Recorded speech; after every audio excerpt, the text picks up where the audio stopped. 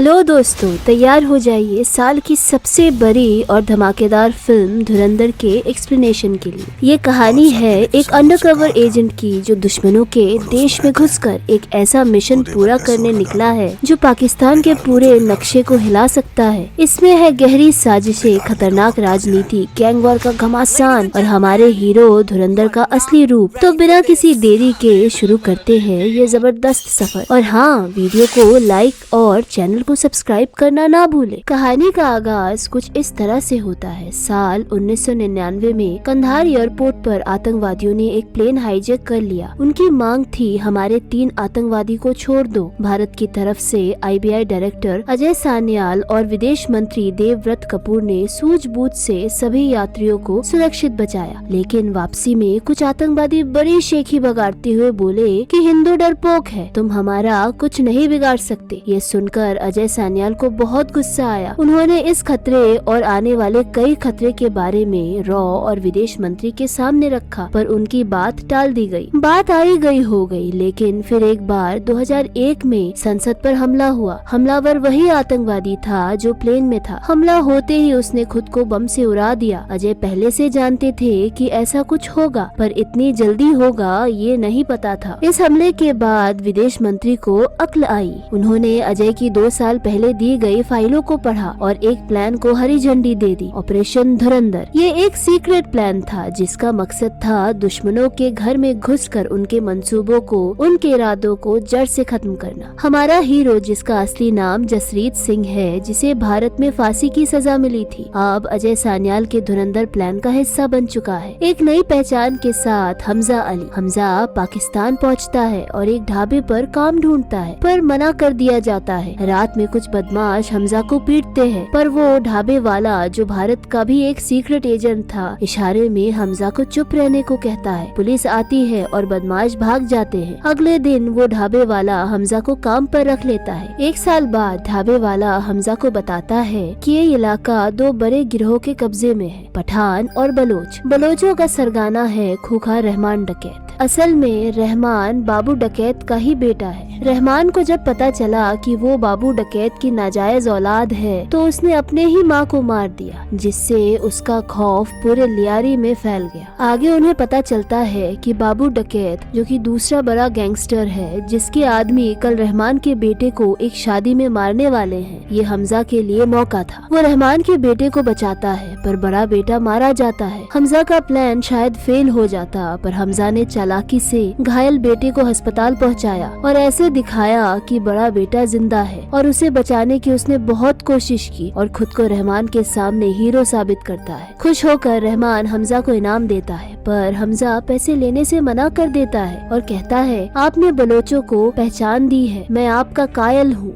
शागिर्द बनना चाहता हूँ, मैंने बस अपना फर्ज निभाया है। फिर वो बाबू डकैत के हमले का पूरा ब्यौरा देता है। इस बहादुरी से वो रहमान के दिल में जगह बना लेता है और जल्द ही उसके गैंग में शामिल हो जाता है। गैंग में हमजा हर अवैध काम सीखता है, नकली बंदूकें, देसी दारू आदि। पॉलिटिशियन जमीर के कहे मुताबिक रहमान इलेक्शन की वजह से अपने बेटे का बदला नहीं ले रहा था। गैंग में सब इसका सपोर्ट करते हैं। जब रहमान ने हमजा से पूछा कि वो क्या करता, तो हमजा ने बेबाकी से कहा, क्योंकि आगे इलेक्शन है, आप जो बदला नहीं ले रहे हो वही हार गए हैं। अगर आप अपने बेटे का बदला नहीं ले सकते तो आवाम के लिए क्या करेंगे। इस बात से रहमान भड़क उठा और उसने बाबू डकैत के गैंग को खत्म करने का आदेश दे दिया और बाबू डकैत के पूरे गैंग का उसके साथ ही खात्मा करता है। इससे पूरे इलाके में रहमान डकैत का खौफ कायम हो जाता है। इसके बाद हम 2007 के इलेक्शन देखते हैं, जो कि जमील जीत गया है। रहमान अब जमील जमाली के साथ मिलकर राजनीति में आ चुका था। रहमान स्टेज पर चढ़ जाता है और हाथ को ऊपर उठा लेता है। जमील डर रहा होता है कि ये अगर इलेक्शन में आएगा मेरा माहौल खराब कर देगा। रहमान पॉलिटिक्स में आकर अब और आगे बढ़ना चाहता था। हमजा पूछता है कि खनानी ब्रदर्स क्या करते हैं। रहमान का भाई उजैर बताता है कि वे भारत में नकली नोट छापते हैं। हमजा विस्तार से पूछता है कि मशीन कहाँ से आती है और सप्लाई कैसे होती है। जल्द ही रहमान की मुलाकात खनानी ब्रदर्स ब्रदर्स और ISI चीफ मेजर इकबाल से होती है। इकबाल उनसे असली गोला बारूद बनाने की डील करता है, जिसका इस्तेमाल 3 अक्टूबर को भारत में एक बड़े हमले के लिए होना था। किसी तरह इस खतरे के बारे में हमजा आगाह करवाता है। एक इलेक्शन रैली में हमजा की नजर जमील की बेटी एलिना से मिलती है। हमजा एलिना से बातें बढ़ाने के लिए एक बार के बाहर उसकी कार को खराब कर देता है और पुलिस रेड करवाता है। फिर उसे इम्प्रेस करने के लिए उसे अपने बाइक पर भगा ले जाता है। रास्ते में वे एक दूसरे के करीब आने लगते हैं। हमजा एलिना को अपनी टूटी फूटी जिंदगी का सच बताता है और एलिना को भी उससे प्यार हो जाता है। जमील को लगा कि रहमान उसके लिए खतरा बन गया है, इसलिए उसने SP चौधरी, जिसे जमील ने ही 7 साल पहले निकाला था, उसको वापस लाकर रहमान को खत्म करने का काम सौंपा। उधर एलिना को पता चलता है कि SP चौधरी उसके पापा से मिलता है। हमजा उसे चौधरी पर नजर रखने को कहता है। एक दिन रहमान का छोटा बेटा अचानक बीमार पड़ता है। रहमान दवा लेने जाता है, तभी SP चौधरी उसे पकड़ लेता है। हमजा रहमान के नौकर को पीटता है और पूछता है कि बच्चे के खाने में क्या मिलाया है और रहमान को कहाँ ले गए। वो बोलता है कि जहर मिलाया है। तभी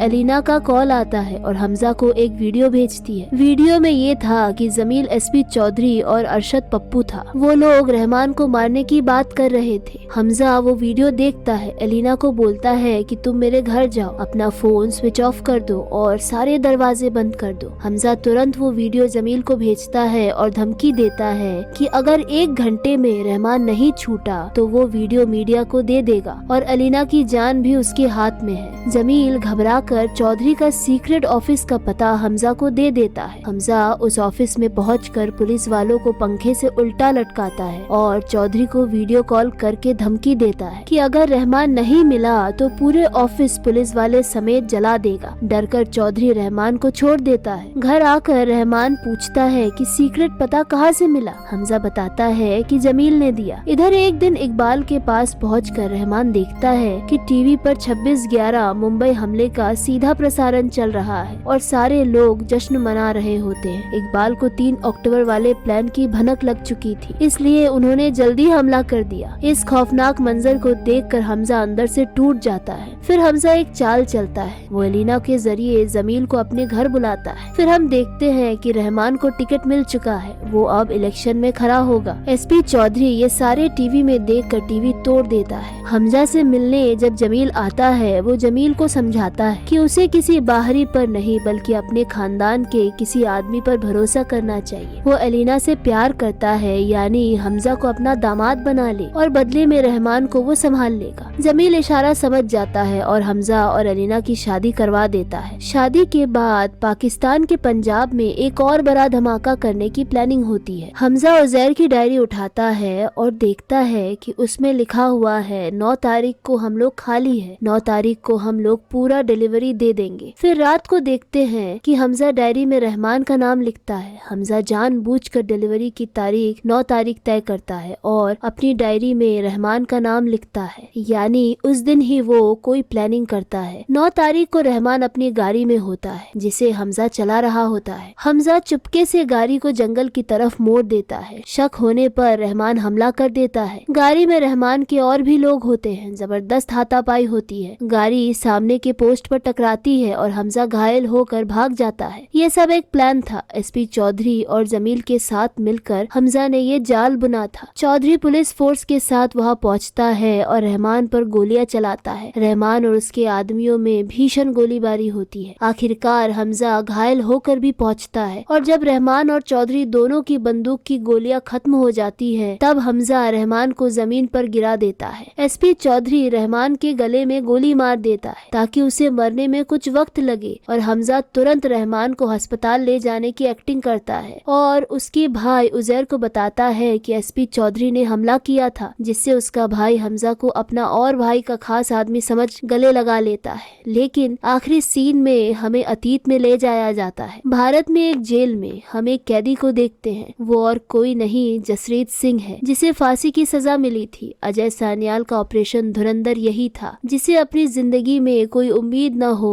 ऐसे लोगों को चुनकर उन्हें दुश्मनों के बीच भेजकर उनके हर प्लान को नाकाम करना। जसरीत सिंह यानी हमजा भी उन्हीं में से एक था। तो दोस्तों, ये था फिल्म धुरंधर का पूरा एक्सप्लेनेशन। इसका पार्ट 2 जल्द ही आने वाला है। है, तब शायद और राज खुलेंगे। आपको ये एक्सप्लेनेशन कैसा लगा कमेंट करके बताइए। वीडियो को लाइक करें और चैनल को जरूर से सब्सक्राइब करें।